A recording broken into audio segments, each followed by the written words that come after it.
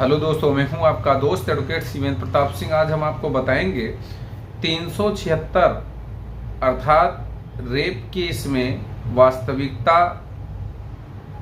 अगर है, यानी कि फर्जी मुकदमा नहीं लिखाया गया है, वो मुकदमा सही लिखाया गया है, झूठा नहीं लिखाया गया है, तो क्या ऐसी स्थिति में अभियुक्त को सजा होगी या वो बाइज्जत बरी हो जाएगा, इसके मामले में बात करते हैं।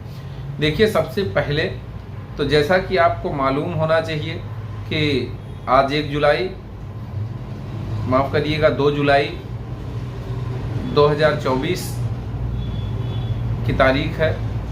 कल से ही 1 जुलाई से ही भारत में नए कानून लागू हो गए हैं। आईपीसी, सीआरपीसी, एविडेंस एक्ट तीनों को बदल दिया गया है। अब इसमें जो वर्तमान एक तरह से ये यूँ कहा जाए जो आईपीसी की जगह ले रही भारतीय न्याय संहिता, इसमें 376 कोई और धारा हो गई। कहने का मतलब ये कि भारतीय न्याय संहिता की धारा 64 में ये प्रोविजन है रेप केस के लिए दंड, बलात्कार के लिए जो सजा का प्रोविजन है वो धारा 64 में है। सवाल इस बात का है कि सजा जो घटाई गई, बढ़ाई गई या जितनी होनी चाहिए वो साइड में कर दीजिए।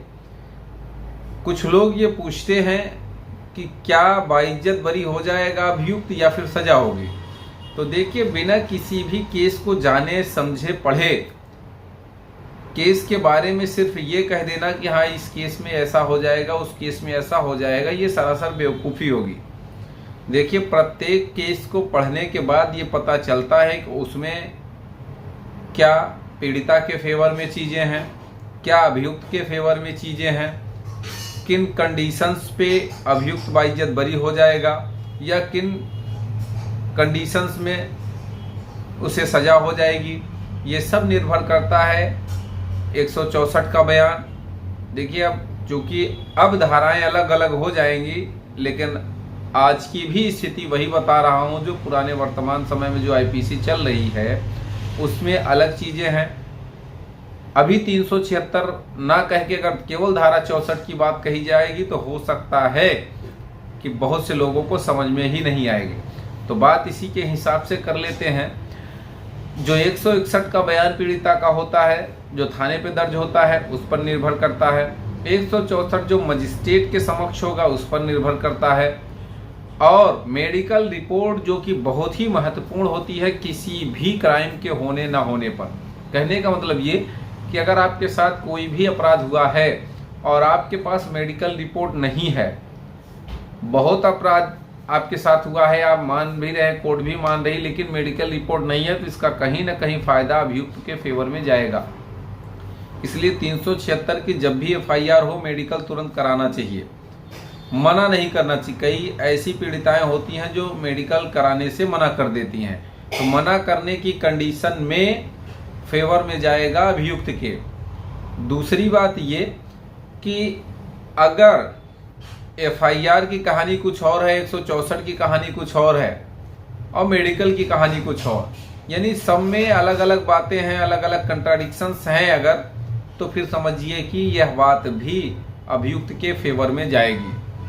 तीसरी बात ये कि जबकि घटना हो तत्काल एफआईआर अगर आपने नहीं लिखाया और डिले नहीं दिखाया और एफआईआर की घटना, दिन, तारीख, समय, स्थान कुछ नहीं मेंशन है एफआईआर में, तो समझिए इसमें भी लॉस पीड़िता का होगा, नुकसान पीड़िता का होगा।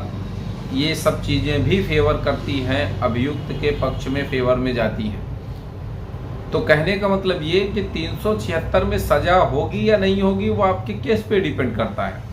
आपने अगर मुकदमा लिखाया, सही समय बयान दिया, सही समय पे मेडिकल कराया, सब कुछ सही चलता रहा, तो 100% ये मान के चलिए कि अभियुक्त को, आरोपी को सजा जरूर होगी, इसमें कोई दो राय नहीं। लेकिन अगर कुछ आपकी लापरवाहियां हुई तो समझिए हो सकता है कि वो बाइज्जत बरी भी हो जाए। तो उम्मीद करता हूँ, आशा करता हूँ आज का यह वीडियो आपको बेहद पसंद आया होगा। अगर वीडियो पसंद आए तो वीडियो को लाइक करें, शेयर करें। यूट्यूब चैनल SP 72 कानून प्रयागराज को जरूर सब्सक्राइब करें। कोई सवाल शेष रह गया तो स्क्रीन पर चल रहे नंबर पर फ़ोन करके जानकारी ले सकते हैं।